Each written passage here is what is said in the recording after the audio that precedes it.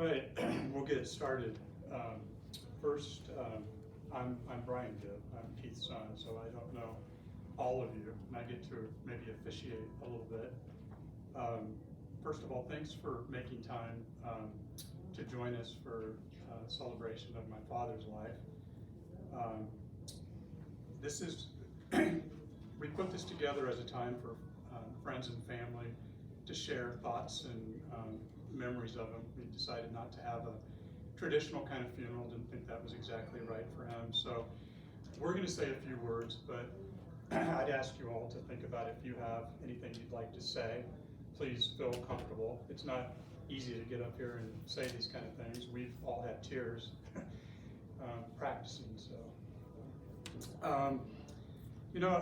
I'll start first. I was contemplating what to share about my dad.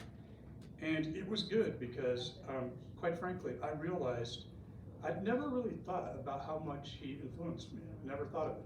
Sounds strange, right? 50-some years old, but I never really contemplated that. And it wasn't the stories or specific memories. I think Jason and Diane are going to speak to some of those, and they're probably better at it than I am. But it was rather his specific qualities and traits that made him a wonderful person and a role model. So I thought I would try to summarize those and share those, and I'm sure all of you will know some of these things, maybe not. So in no particular order, my dad was what I'll call a lifelong learner. He started in a small country schoolhouse, Maple Grove. I've got to talk to a few of the people because I'd forgotten what the name of that was or exactly where, but he loved school. He was the second in his family out of 7 to go to college and earn both a bachelor's and a master's degree. That certainly helped me and Diana to understand and appreciate the value at an early age of education and pursuing our own degrees. And I don't think that desire to learn has ever left either of us. I've continued to get degrees and learn stuff, so he instilled that very much. Certainly I don't have to tell folks here and folks in town, his entire adult life was devoted to helping others achieve a basic education, and far beyond that, I think if I had $1 for every time that someone has come up to me when I've been in town, which hasn't been too frequently, and said, "Oh, I had your dad in this time," or "I had your dad as a substitute teacher." And it's not just here, it's in Iowa, it's in Texas, it's all over the place. If I had $1, I think I'd be pretty rich. And I liked seeing the comments on the website where people talked about some of the funny things that my dad would do as a teacher, but they appreciated him. I myself have even gone on to be a college adjunct instructor, and so I think education's bound to stay in our family. I'll say some memories. My dad certainly, I'll say, helped me to learn to write papers when I was in high school and college. It was a little stronger than that, but actually instilled that into me. He took me on a lot of college visits when I was much younger than going to college, and as a result I started college when I was even in high school taking classes. But visiting the college campus and attending some of his classes when he was in his master's degree and going and visited the departments at Western Illinois definitely affected me. And he took me for a complete library trip and research trip and writing a paper. And keep in mind, I'm still, I don't even remember if that was junior high or high school, but it certainly prepared me. If that was his attempt, it certainly prepared me to be an executive later in life. Next category I'll say for my dad is financial responsibility. He grew up in the Depression. It caused him to always be mindful of money. I remember the stories of the hand-me-down clothes in his family and having to eat the same thing. I think it was chicken, I'm not 100% sure, but my dad would never like to eat chicken because he had to eat it so often. And a career was important to him. I don't think my dad ever used probably the word career, but it was important to him to be a principal and a teacher and have a career and continue that even well beyond what would be a normal retirement. And in terms of thinking about careers and financial responsibility, he helped me with my first jobs, which was a paper route and mowing lawns. Helped me start my first savings account. I remember that quite well. I was telling some of the folks here in town, between my dad and I don't know if we had quite 3 decades, but between the two of us, we mowed like the FS lot here in town. We mowed it for at least 2 decades. My dad was still doing it into his 80s, which I think is pretty phenomenal. My dad was absolutely a caretaker. I don't know that I thought of him that way when I was younger, but certainly as he got older, he was a caretaker. Being a provider, I think more than that, being a provider was probably to him his most important role. He wanted us to have more than the hand-me-downs that he had. That was important to him to provide and be a good provider. He took care of his mother. He took care of so many people, but he took care of our grandmother. He took care of his brothers and sisters because he was preceded by all of them in death. He even took care of my grandmother on my mother's side, who he had some pretty strong disagreements with over the years. And as she got old, I was with him on a number of occasions, and he took wonderful care of her, and it just really impressed me. A lot of you, as I look out across the crowd, I kind of can think of who knows what. He had a great appreciation for nature, and another thing that has impacted me. Conservation and wildlife. You'll remember that he had 5 acres of timberland, which wasn't much, but it meant a lot to him to own it. And he would always plant trees on it, and Diane and I would run around that timberland, and I was sorry to see it go, although Art Kane bought it, and I thought that was nice. He, at his house, he didn't like pets too much, right? He had birds and squirrels and deer, and as my mother passed and he was on his own, I kept trying to recommend to him a dog, because I'm a dog person, and I kept telling him, well, you need a dog, and no dog, right? But all animals outside. I certainly remember all the trees that he planted. In fact, there was a nice memorial here through the facility that give a look at, because I like contributing to it, because he's probably contributed more trees, planted more trees up at the timberland in his own house than is on that site. Let's see. He certainly influenced me to appreciate land and those kind of things. I ended up having a ranch when I moved to Texas, and my sister and I still own the family farm that some of the folks here help us to farm, and I appreciate that and try to get back and see that. He did hunting, he did fishing. It's interesting, I was telling somebody today, he loved hunting when he was young, and I used to have to go with him to go hunting, and I never liked it as a kid. I would go hunting later myself. And then later in his life, he became a softie, and he didn't like to go hunt, right? And I liked that. I liked that he made that change. I didn't care one way or another, but I observed it. And I don't have to tell anybody here probably about the mushroom hunting, right? Mushrooms, my goodness. Probably once or twice an hour as he got older. And gardening was important to him, and all of these things I found later on I like, and I'm kind of realizing why. He also influenced my love for the mountains. I think that and the ocean, and it's probably why I ended up moving to New Hampshire and New England and living in that part of the country. I'll pivot now for a minute I'll just think of traits. I was thinking, I kind of talked about different categories, but I'll try to go a little faster, we've got more, but I'll tell you the traits that I thought of. My dad was kind to others, he was cheerful, he was always making others happy, and he always had the ability to see the good in people and situations. I admired that quite a bit. I'm not sure I always do that very well. He was humble. For him, recognition was through achievement. He was always honest, ethical, good integrity.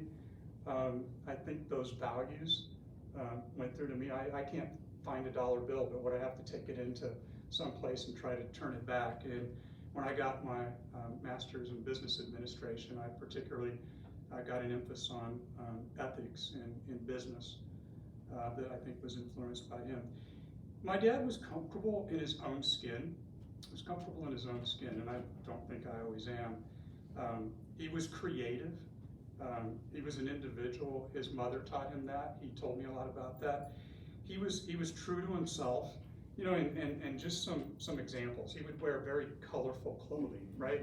Bright, hot pink and mint green. And I think Diane and I, you know, we'd be embarrassed sometimes when we were younger. And he would always say, look, I'll dress how I want to dress, right? I like how I dress.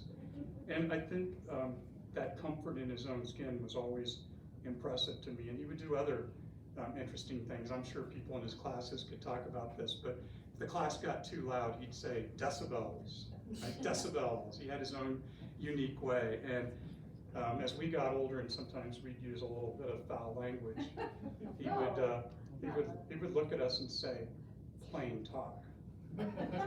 plain talk. And then I didn't catch this part as much, but my dad was kind of like Prince, the artist.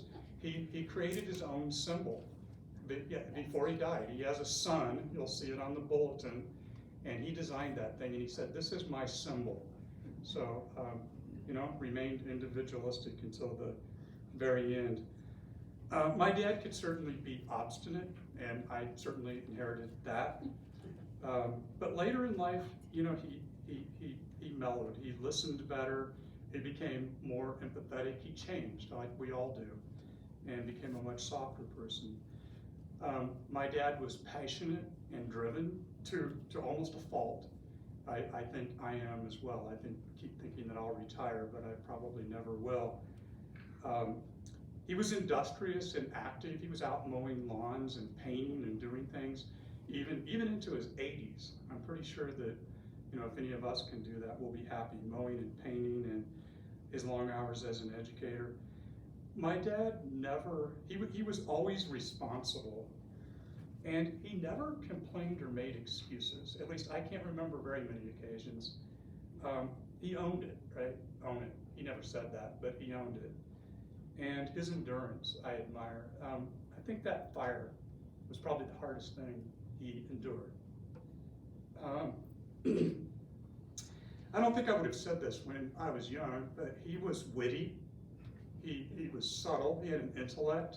And as I got older and I could appreciate some of those things, I won't repeat them here, but there were little witty things that he would say, and my grandmother would do that too, and I'd be like, oh, I appreciate that. I'm surprised he said that. That's a little snarky. I'm glad that you can do that. My dad was certainly spiritual and strong in his faith. I think he was simple in that and somewhat private, and I am as well. Like I said, these are all things that I can look back now and understand why I am who I am to a degree. But he did demonstrate his spirituality and his faith through his actions, and I think how he lived his life, important to him. Finally, I'll say his success, that's probably the most important thing. This is kind of the culmination of what I've learned from my dad's example is success in my own life. But success to him, success, and I think to me I've learned over time, it is not about money. It's not about having fancy clothing. It's not about having cars, houses.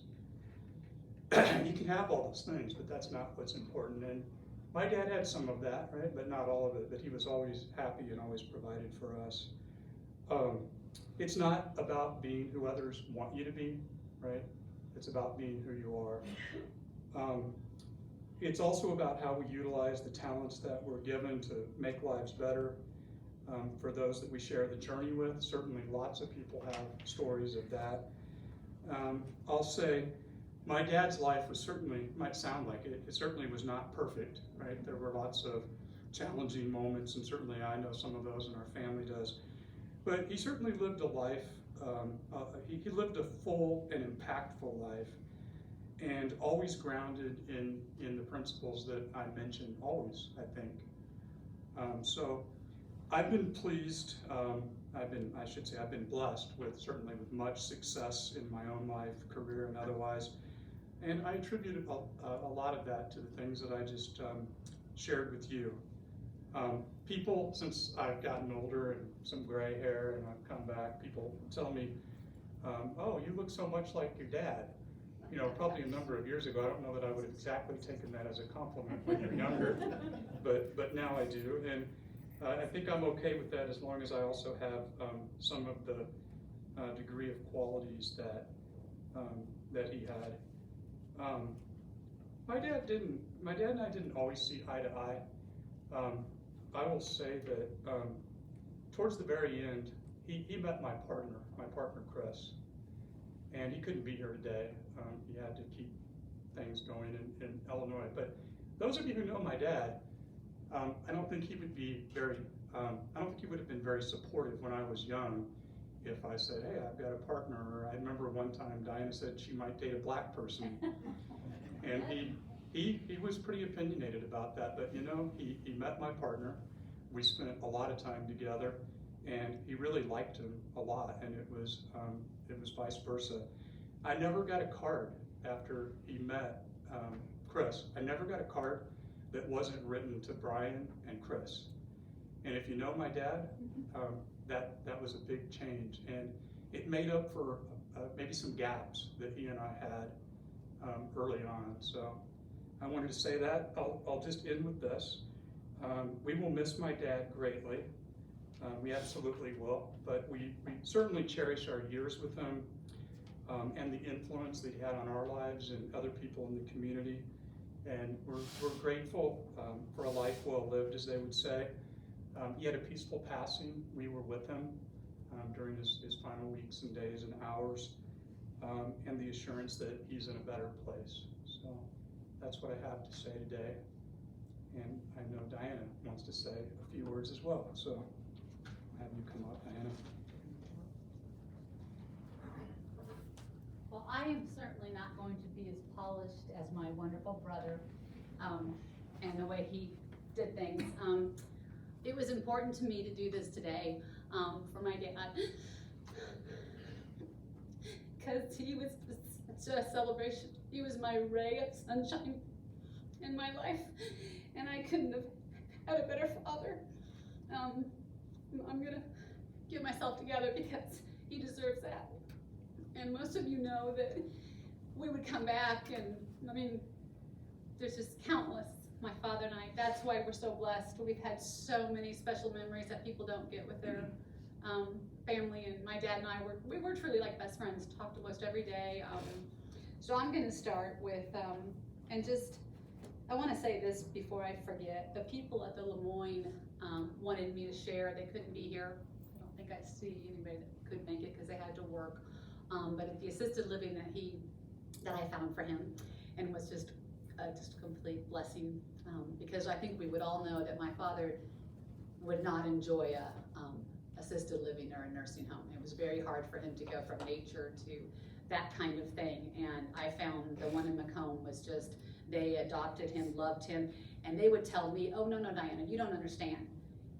We don't bring your dad joy sometimes. He teaches us about butterflies, moths, dinosaurs. He put me in detention, one of the nurses said. And so that just thrills my heart that when I couldn't be there, that he brought those people just joy. And two of them, I think that, I mean, they didn't want to tell us so bad, but they said that that they didn't have a father, and that he was their father figure. So I think that's too what I want to say, is he made such differences in people's lives that, I'm trying to do that, but that was neat. So I'll start with some of my little bit of memories. Like I said, mine is more emotional than Brian's. I just remember all the love growing up. I was a daddy's girl. I think that you all can easily see that. Wherever I went, I was the queen. At the assisted living, they called me the queen until I could get in there after COVID because of my red hair, and just, he loved our red hair and everything about that. Now I will say, this brings up a lot of memories with my mom. Dad handled her death so good, and I will talk about that. I know that it was wonderful because I absolutely joined, got another parent when my mom died. My father completely took over her role. I don't know how he did it. Then he did it again when we had children, our children here.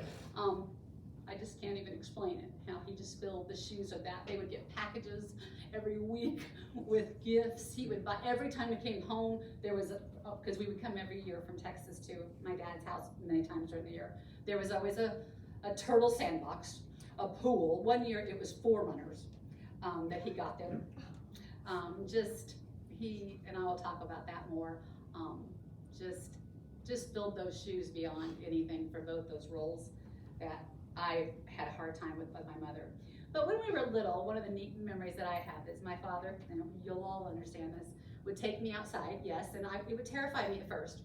And we would sit in a lawn chair together and watch storms, lightning storms. Now usually he was smart and they would be heat wave, you know what heat wave lightning is and things like that. But he would teach me, oh, watch as the, or it's further away because it's in this light. And I just remember that was such a fond memory. And right before he passed away, he talked about that. And so I know that it was really important too. Then, Brian will know this, every year, no matter what, and the relatives in here, my father would plan a family vacation. And that, we did not have a lot of money. So him and mom were fighting once, I remember, about it, and he said, I don't care what you do. You go to the bank, you get the money, we'll pay it back or whatever, we're not missing. And we never missed a family vacation. That to me is phenomenal. When you're growing up and you don't have a lot of money, but every year, and we were involved in sometimes making the choice, and they were always fun. They were always driving. So Brian and I had lots of fun fighting and tormenting them in the back seat. But that's important to me because that's family. And then it kind of was harder for us because when we moved and had to have the girls, so every vacation possible, we came back here. So, and that was good for Dad. And we took him on a couple vacations. So I think the next big thing for me was, I watched as a little girl, my father as a teacher. And like Brian said, it wasn't a career, it was a teacher. And he would stay late nights and he would, teachers today, I love completely, but my father would not say, well, Billy's gonna learn this way because I'm teaching the whole class that, or this and that. My father found whatever way it took to reach that child. So if it meant that he had to teach him a whole different way after school or at lunch, he did it. I mean, it was just, and he loved it. And to see the kids when that light comes on, the stories of how many children he may tell a little more, it's just amazing at my dad. But that's what I'm trying to say is that for me, watching that, seeing that, and that love made me become a teacher and a counselor. And so you can imagine, we had such stories together sharing all that about our experiences with children, because some can be quite fun, and but even though I was a counselor, we could do it. And then it's just wonderful, would come down to my school and sub there. So the people at my school loved my dad. He was even one year in a staff picture. So I couldn't find it, but I was like, are you kidding me? And my dad here is in a staff picture and I'm like nothing. But it was great and they loved him. And my school had a lot of different diversity. And so for my father just to reach out and be with him and just know how to, it was wonderful. He'd ride to school with me, so it was quite nice. But yes, he made, that was very, very important to me. I think that's about where I am with, we wanted to do this today to celebrate him, and I know he would want this. And I'm just blessed. 86 years the man had that just touched, impacted, and left footsteps to so many people, and I've received so much, and it's just a statement in itself. So that's where I'm at. Thank you for standing. Oh, and I do want to say, before I forget, now I'm up here, we all know too, and he instilled such a faith in me, and I can't tell you that kind of gift because it saved me with my mother and with him. If I didn't have the faith that I have, I would not have made it. And seeing him, and like Brian said, it was a stillness in him. It wasn't a in your face, any type of, and and I'm a little more like that. But that was just really neat to see that in him, an example, a role model, and so that kind of helps us now because we know where he is. You know, we know that he's in the Lord's arms, and I'm just thrilled because I told him when he was struggling and I was, you know, his last days, I said, Dad, you can go because you're going to be with your siblings and your mother and your father and my mom. You know, you waited 30, I don't know how long it's been so long, but he's with her dancing now, loving. So that's what helps me, is the faith part. Thank you. Well, I'll follow that up. No, mine is emotional. Brian's My name's Jason. I'm, of course, Diana's husband. I hope this doesn't sound too canned. I wrote up some notes just so in case I lose my place. When I first met Keith, I admit I was a little intimidated by him. He seemed like a really serious and kind of a stern person. I imagine likely because I was dating his precious daughter, and he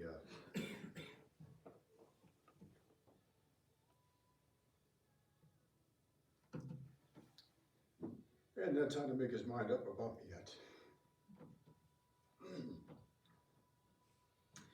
After our marriage, though, I can't imagine a more welcoming and loving father-in-law. Nothing was held back.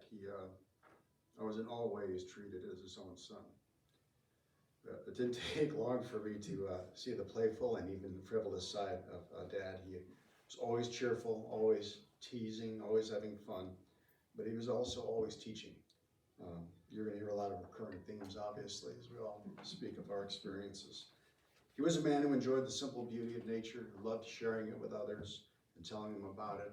Birds, rabbits, squirrels, and deer were regular guests as feeders. He taught me about flickers and robins, hummingbirds and orioles, praying mantises, and don't even get him started on dinosaurs. He loved them all. So teaching for him was not just a profession. It was something he did for a paycheck. It was a part of who he was. It was his nature. It was his passion. And any student of his would tell you as much. And they did. He taught all his life.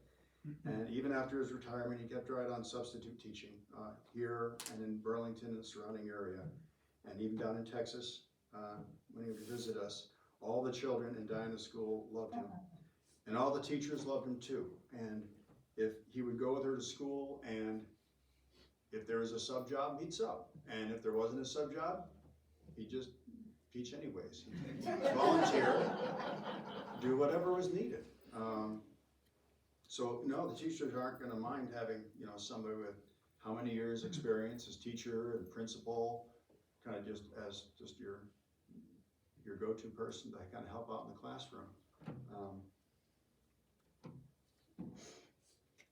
When we come back here to visit him at Stronghurst, former students would always approach him. Want to share stories or memories with him. Same thing in Burlington. Mr. Gibb! You know, we'd hear, and some young person would run up to say hi. They'd tell him he was their favorite teacher or the best substitute teacher ever. And I don't think I could name a single substitute teacher I've ever had in my life.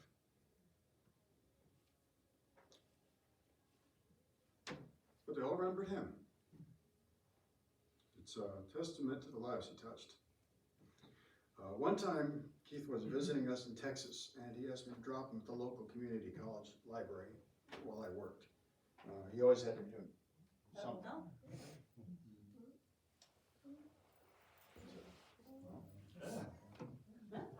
Might have to wing it here. He'd read dinosaur books and write cards to friends. Anyways, I go to pick him up for lunch, and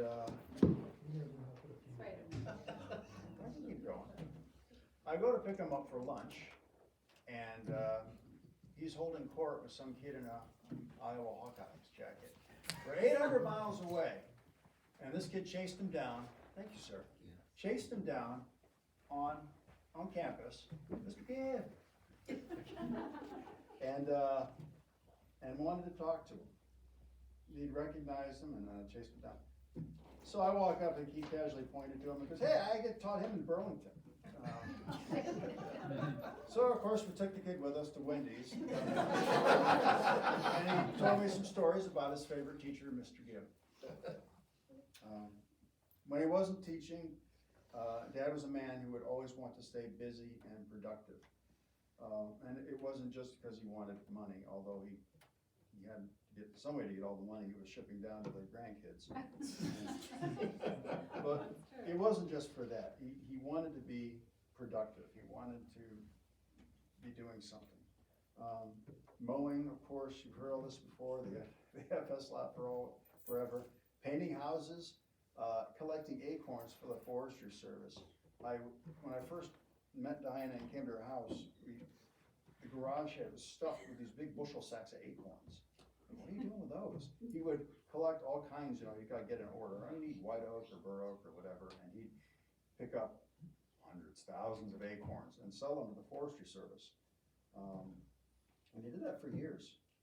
And then, of course, every spring, mushrooms. He said it like that too. He was really passionate about mushrooms. He told me of his adventures hunting mushrooms and enjoying nature. Dinah told me stories about when she was growing up, riding on his shoulders, spending hours walking through the woods.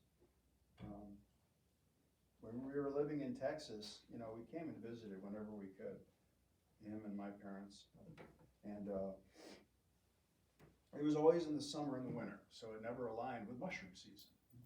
So I never got to go with him until we moved back to Illinois in 2016. And the first time he took me, he was, I'm trying to do the math, I believe 81 years old. Yep. And hiking through the woods, I managed to keep up okay. But I did not have any luck finding any mushrooms.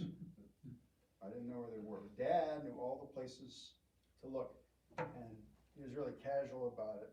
He'd like stand somewhere and kind of look around and say, "Jason, this might be a good place," or there might be some mushrooms over here somewhere. And of course, at his feet, there'd be some mushrooms.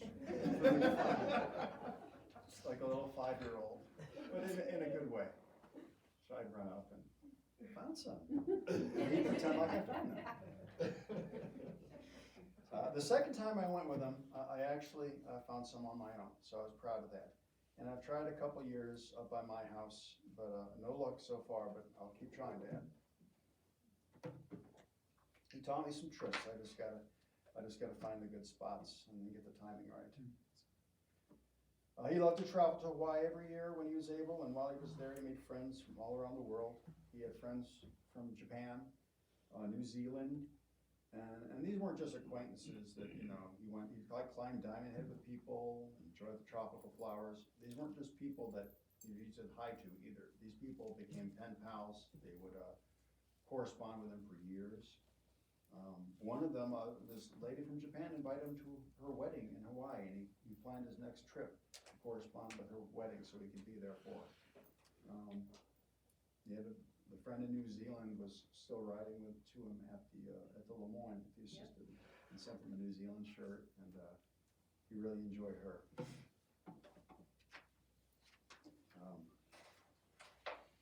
Of course, he loved his granddaughters, Maddie and Lindsay, more than anything.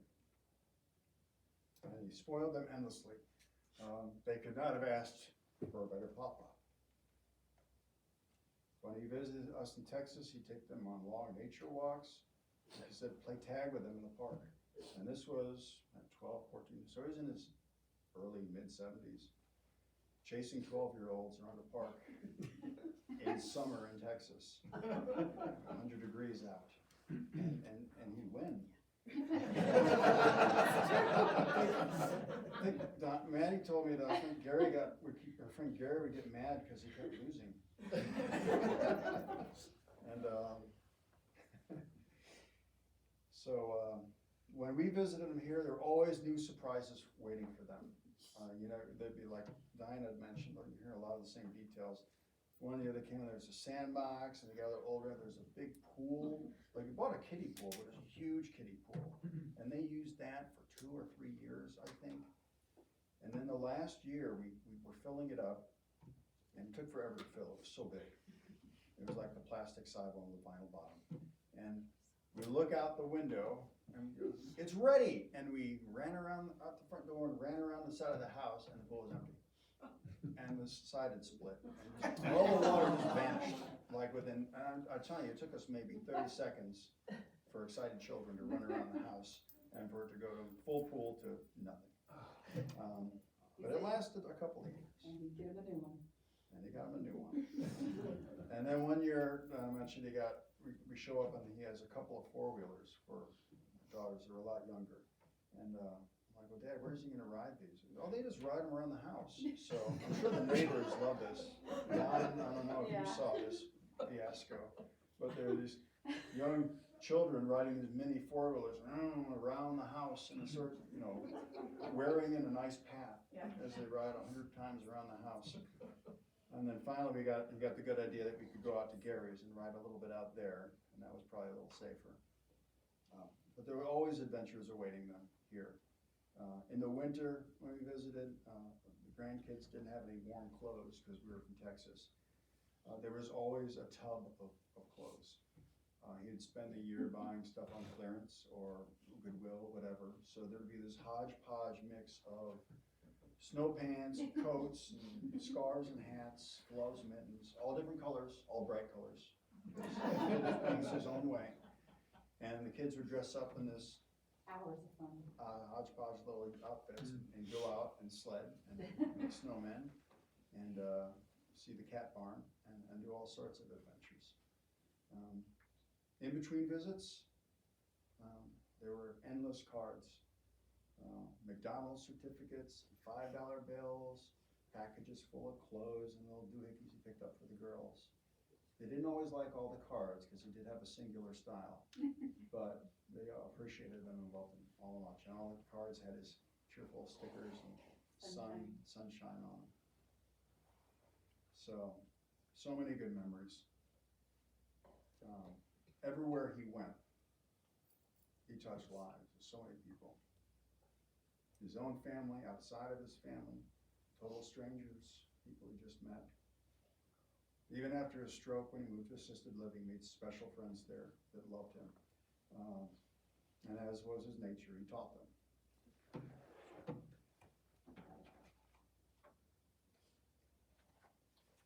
Mushrooms, dinosaurs, nature, and life.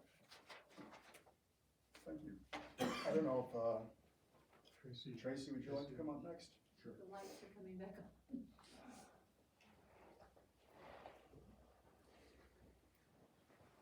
You have to light up the screen, so you might do better than me. Okay. Thanks. For those of you that don't know me, my name's Tracy Scott. I'm Brian and Diana's cousin. My mom, Thelma, was Keith's sister. Keith's siblings fondly referred to him as Keithy. Keithy was the youngest, and he remained the most youthful of the family. I remember whenever we would run into Uncle Keith, no matter what time of year, it could be December, January with snow, he would say, "You want to go hunt Easter eggs?" Because he loved Easter, and he loved hiding Easter eggs more than us kids had finding them. He was an educator. He loved teaching. He never stopped teaching. And even when he retired, he became everyone's favorite substitute teacher.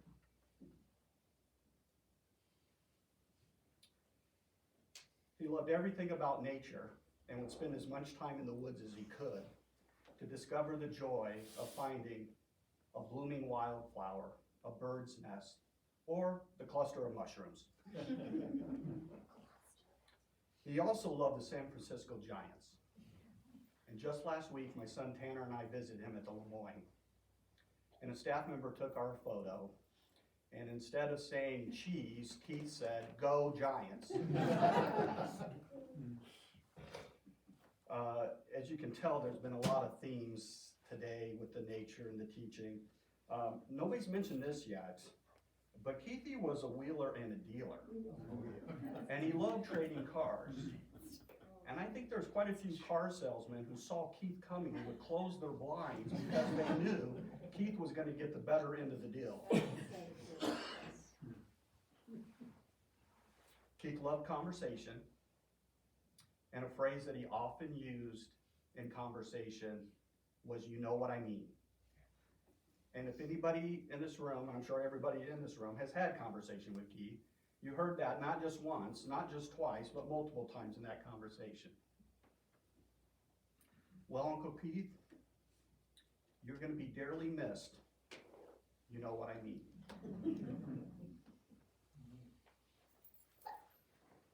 Thanks, Tracy. I'm not sure if we consumed too much energy or what with the lights. So those are all the folks that we had planned to have speak, and we're at the very end. But we would certainly welcome anyone else that would like to come up and say a few words, or Ron would like to come up. Yeah, please do. If all of us can get up and cry a little bit and share that, please don't be embarrassed to come up and share a few thoughts. And I'll just let folks come up kind of one at a time. Thanks, Ron. You know, Tracy took a couple of my points that I was gonna make, the Giants. I don't know if that's because my dad, I'm Ron Gibb. My dad was the oldest of the family, Eddie Gibb, and Keithy was the youngest. But two things that I was gonna bring up was the Giants, and he was the master negotiator, whether it be trading cars or trading guns. And he was the best, and I remember a period of years, if you can imagine, he traded and got a new car every year, and I think it was $400 to $500. And imagine if we could do that today.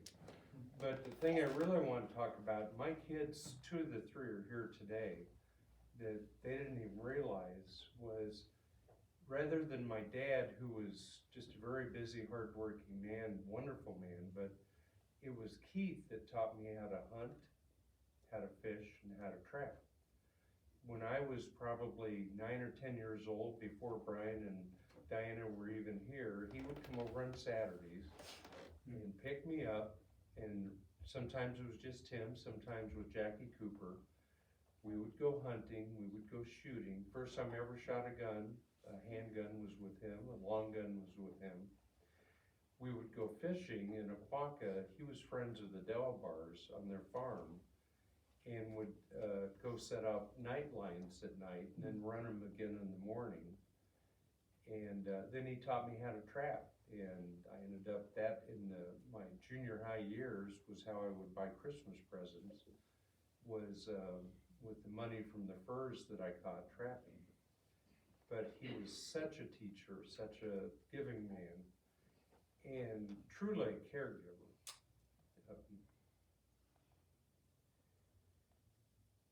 My parents, both of them, their last few years were at Oak Lane.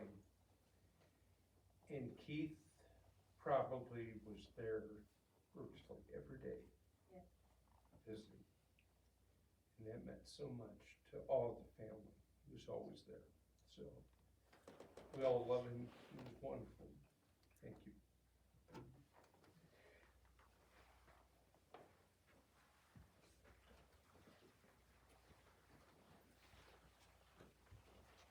I'm coming. Awesome. Thank you. I put mine on my phone screen, so.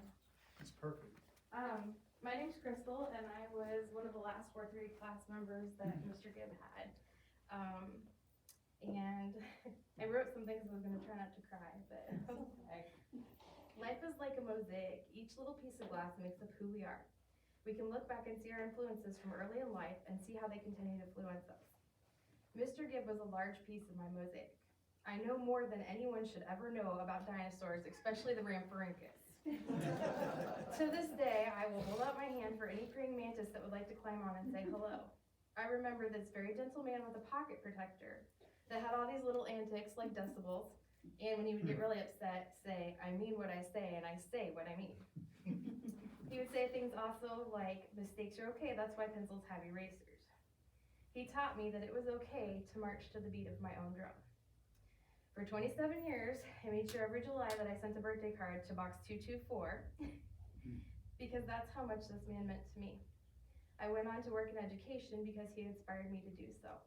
I remember the summer between 4th and 5th grade, I would get up early and go to summer school, even though I was a straight A student, just to listen to him or feed a praying mantis milk off of a spoon. When I was in high school, I moved to Burlington, and he used to come to the mall and visit me when I worked at the Hallmark store.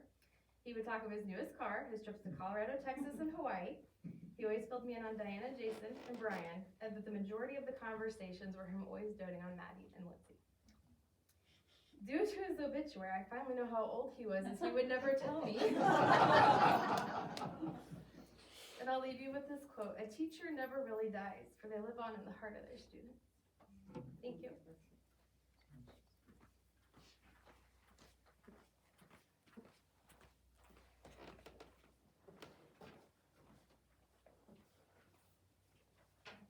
All right, oh, this is great.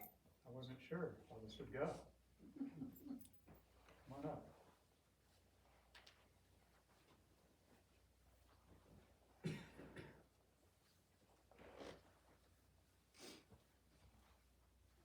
I just heard my brother-in-law referred to by a name I have never, ever heard, Jackie Hooper.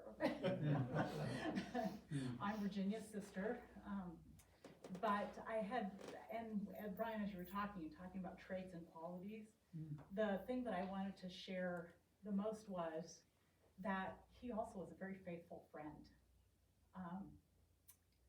He was my brother-in-law's very best friend. My brother-in-law was an only child, and the Gibb family, I think, was kind of his siblings. And so I'm just really appreciative of that. And then my son didn't ever get to have him as an actual teacher. He retired a year or two before that. But my son had ADHD, and school was very difficult for him. And he loved it when Mr. Gibb was his substitute. And he would be very successful in getting him to change the subject to dinosaurs. But I always heard stories then from my son about, oh, Mr. Gibb was our sub today. And so anyway, that faithful friend was what I wanted to share about. That's nice, thank you.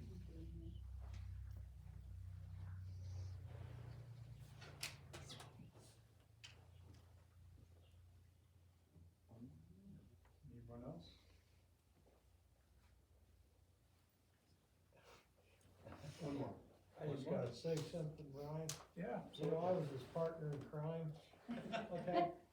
But I wanna tell you and Diana, the girls and all, how proud he was of each and every one of you. That's something you don't necessarily hear, but that I heard, okay? And I wanted you to leave today knowing that. Thank you. Thank you, Absolutely. Jerry. That means a lot. Thank you for sharing that. Yeah. Those are all great memories. I'm glad that everybody could share. Any final ones? A last chance? All right. Well, we'll end on that note. Thank you again for everyone coming. I know some folks had to travel a long ways, and for some folks it wasn't easy to travel, and we're grateful for you to be here and for us to share this time with you. And then for those of you who'd like to attend, the next part of the piece is the graveyard piece at Ellison Cemetery near Smithshire. And if you're not familiar with that and you would like to come, just contact myself, and Chris is in the back, and we can tell you where it is. It's a very short hike from here, and we're gonna have a little service there, and then we'll be done. So again, thank you so much for coming. It was nice to see and hear from all of you. Okay.